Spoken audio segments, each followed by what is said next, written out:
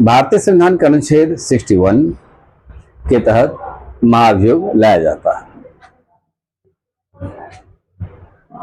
Act 61 राष्ट्रपति पर महाभियोग लाया जाता है।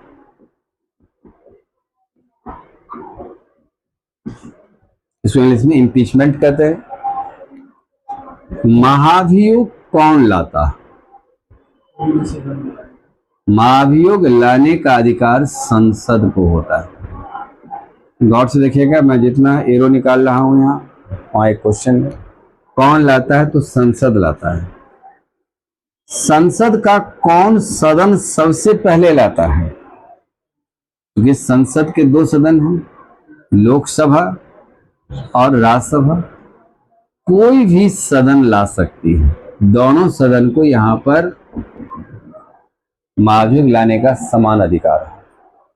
तो किसी भी सदन में पहली मर्तबा यह लाया जा सकता है, यह भी पहला हो सकता है, यह भी पहला हो सकता है।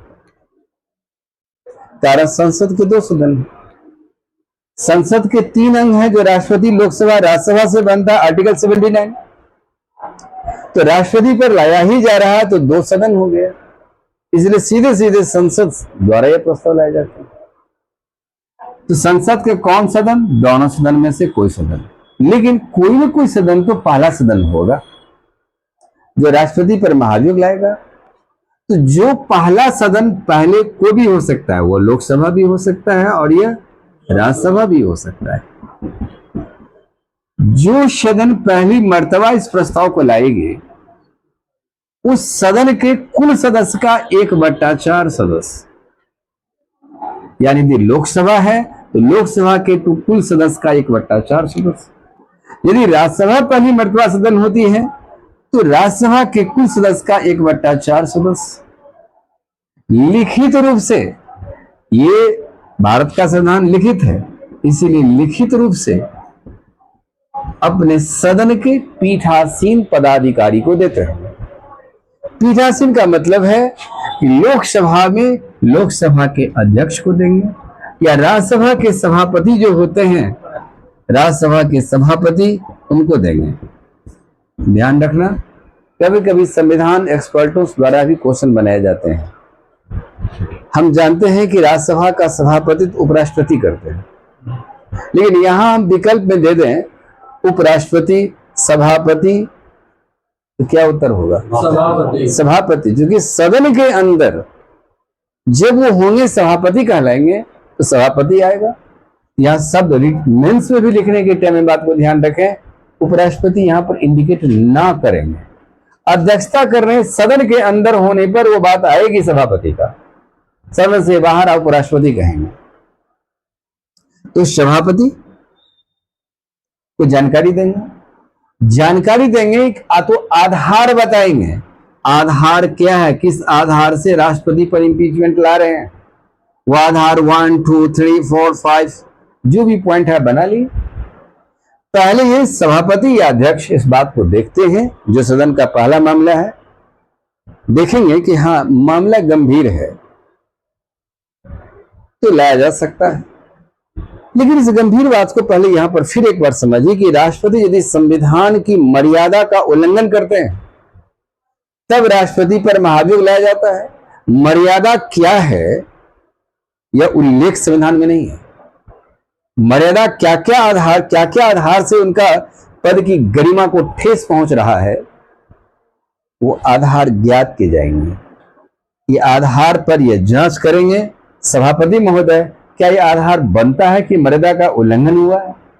क्या यह आधार बनता है कि अध्यक्ष, यदि पहला सदन लोकसभा है तो लोकसभा, यह आधार ज्ञात करेंगे। सही है, ये कहेंगे कि बिल्कुल सही है, तो 14 दिन का पूर्व सूचना, 14 दिन का पूर्व सूचना दी जाएंगे। यहां देखिए, 14 दिन का पूर्व सूचना दिए जाएंगे राष्ट्रपति को कि आपके ऊपर हमारी सदन इस आधार पर आरोप लगाई है, महाभियोग लाएगी।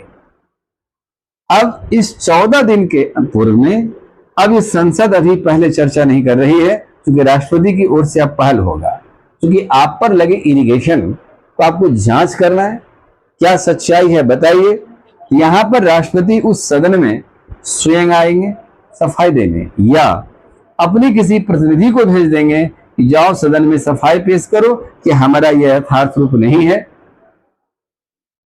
जाके स्वयं भी आ सकते हैं, प्रतिनिधि को भी भेज देंगे। इनके इस सफाई से यह सदन संतुष्ट यदि नहीं हुआ, जो पहला सदन है, पहला यदि सदन संतुष्ट नहीं हुआ तो संतुष्ट नहीं होने पर यह सदन अपने उपस्थित तथा मतदान करने वाले सदस्यों की 2/3 बहुमत से प्रस्ताव को पास कर देंगे। ध्यान रखना, उपस्थित तथा मतदान करने वाले सदस्यों की 2/3 बहुमत से। यदि ये प्रस्ताव पास हो जाता है तब आ जाता है दूसरी सदन में। दूसरा सदन सबसे पहले एक काम करता है कि समिति गठन करते हैं। इस बात को वह जस्टिस करता है समिति कि क्या राष्ट्रपति पर लाया गया आरोप सही है। समिति 3 सदस्यीय होती है। 3 सदस्यीय समिति को न्यायिक समिति कहा जाता है। और ये न्यायिक समिति जो है, इसमें इस समिति में 3 मेंबर होते हैं। एक होंगे सुप्रीम कोर्ट के चीफ जस्टिस, या ये नहीं रहेंगे तो सुप्रीम कोर्ट के कोई भी सीनियर जज होते हैं। दूसरा, किसी भी हाई कोर्ट के चीफ जस्टिस होते हैं। तीसरा, प्रसिद्ध न्यायविद कोई भी जस्टिस हो जो विधि का पारंगतता है। ये 3 व्यक्तियों की एक समिति बनती है। समिति इस बात का वेरीफाई करती है कि पहली सदन द्वारा लाई गई आरोप कहां तक सत्य है। पहली सदन इस आरोप को सत्य मानती है कि नहीं, यह बात सही है, तो दूसरी सदन भी इस समिति के आधार पर अब क्या करता, अब रिपोर्ट आ गया दूसरी समिति में। इस समिति में का जो पीठासीन पदाधिकारी होंगे एक डेट तय करेंगे। इस डेट को राष्ट्रपति को स्वयं आना होगा। किस सदन में राष्ट्रपति की उपस्थिति की बाध्यता है? दूसरी सदन में। कौन सी सदन समिति गठन करती है? दूसरी सदन लोकसभा भी हो सकती है, राज्यसभा भी हो सकती है। अब यह सफाई पेश करे राष्ट्रपति। इनके सफाई से यह सदन संतुष्ट नहीं हुआ, यह सदन भी अपने उपस्थित तथा मतदान करने वाले सदस्य की 2/3 बहुमत से प्रस्ताव स्वीकृति दे देते हैं। तो जैसे यह प्रस्ताव स्वीकृति हुआ, अब यह प्रस्ताव चला जाता है राष्ट्रपति के पास, और राष्ट्रपति के पास जैसे ही देखते ही गया तो वह त्याग पत्र दे देते हैं, और ये अपना त्याग पत्र उपराष्ट्रपति को देते हैं। इससे राष्ट्रपति अपना त्याग पत्र उपराष्ट्रपति को देते हैं। अब उपराष्ट्रपति सर्वप्रथम सूचना किसको देंगे? लोकसभा को देते हैं, लोकसभा अध्यक्ष को देंगे, स्पीकर को दे देते हैं।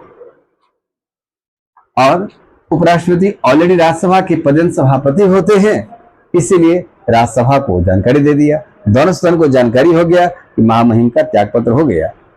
संसद को ये अधिकार दिया गया है, यह अर्ध न्यायिक अधिकार है।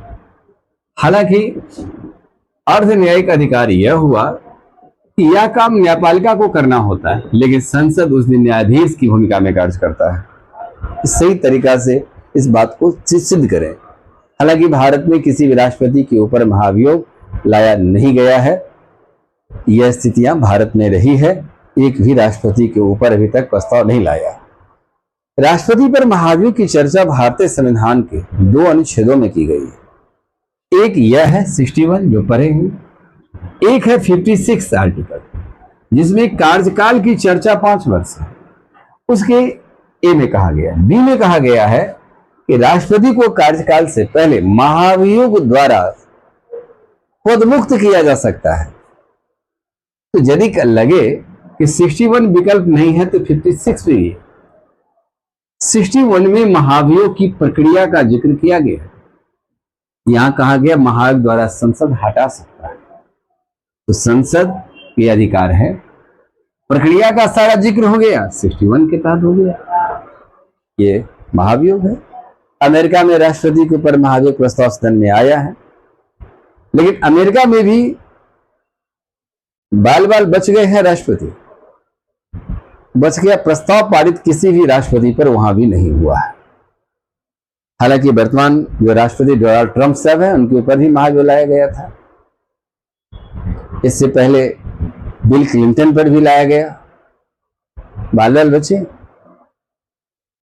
डी आइजनहावर साहब के ऊपर भी लाया गया। 3 राष्ट्रपति हुए हैं अमेरिका में जहां महाभियोग लाया गया, और वहां भी कांग्रेस को लाने का अधिकार बनता है। भारत में जो महाभियोग लाया जाता है राष्ट्रपति पर, यही चीज अमेरिका से भारत में संविधान सभा ने लाया और महाभियोग का जिक्र किया है।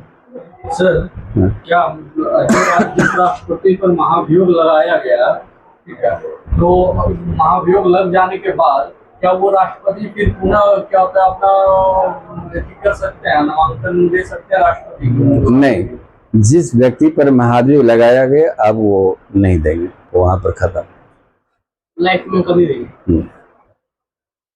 अमेरिका का नियम तो बहुत हार्ड है, उतना भारत में नहीं है।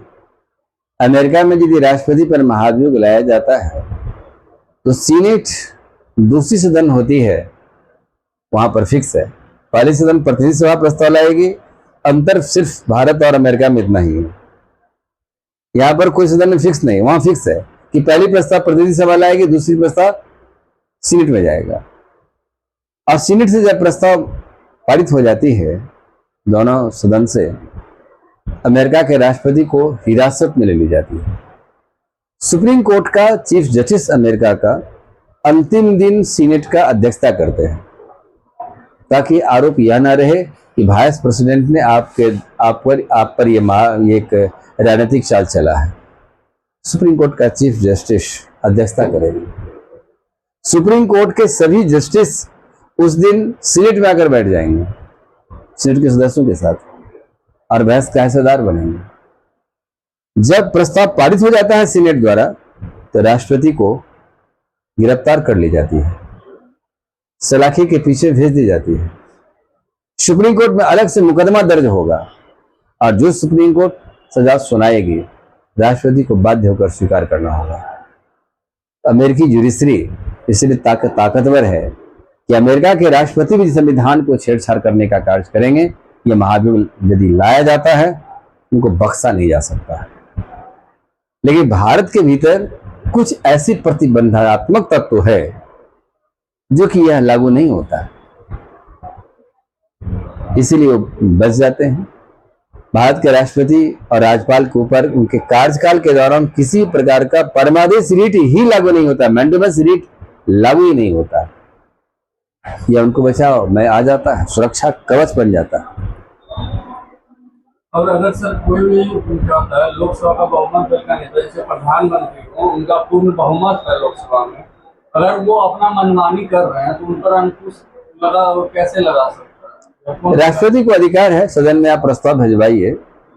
इसीलिए देश में आवश्यकता इस बात का होता है कि एक मजबूत सत्ता बना रहे हैं, तो जनता का अधिकार है कि मजबूत विपक्ष भी बनाइए। प्रधानमंत्री हर बात को घेरने, राष्ट्रपति हर बात घेरने के लिए प्रधानमंत्री को बाध्य नहीं करता, इसलिए वो विपक्ष का काम है, आप प्रतिपक्ष की भूमिका नहीं निभा सकता। सत्ता का जितना बड़ा रोल है उससे कम बड़ा रोल प्रतिपक्ष का नहीं होता है, इसलिए प्रतिपक्ष को भी बहुत ही बैलेंस होकर के उत्तर देने की बात होना चाहिए। राष्ट्रीय एकता और अखंडता के मुद्दा पर सत्ता हो या प्रतिपक्ष एक रहे।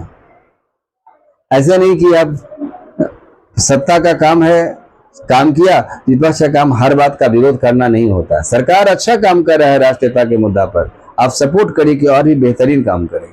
इसे राष्ट्रीय मुद्दा पर यह अक्सर होता भी है प्रधानमंत्री के द्वारा कि सर्वदलीय सम्मेलन बुलाया जाता है। ऑपरेशन सिंदूर से कार्यक्रम में सर्वदलीय सम्मेलन बुलाया गया, लेकिन कांग्रेस के यदि कोई मेंबर कुछ बोलता है तो ये राष्ट्र को ठेस पहुंचता है, आत्मा को तकलीफ होता है।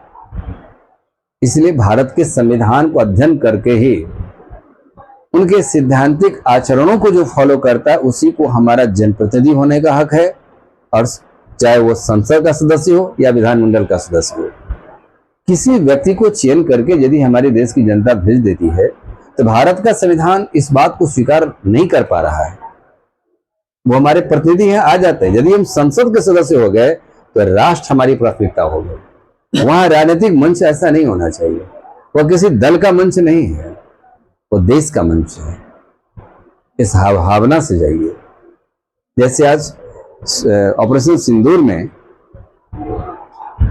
हमारे सदन के सदस्य पक्ष या विपक्ष देश का प्रतिनिधित्व कर रहे हैं, ये भावना होना चाहिए। लेकिन उनके जाने के बाद देश में यदि राजनीति ऐसी दिशाएं कहीं कुछ सुनने में आता है न्यूज में कि ये मेंबर ऐसा बोले हैं सरकार पर या देश की राष्ट्रीयता पर, ये उचित नहीं है, अनुचित है। हमारे देश में सत्ता और प्रतिपक्ष राष्ट्रीय मुद्दा पर एक रहे, ये हमारा प्रारंभिक राजनीति रही है। लेकिन 2014 के बाद से विपक्ष अपनी तागड़ा ये इस रुख को बदल रहा है थोड़ा, शायद संविधान पढ़ने की आवश्यकता है उन्हें। चलिए अभी और कुछ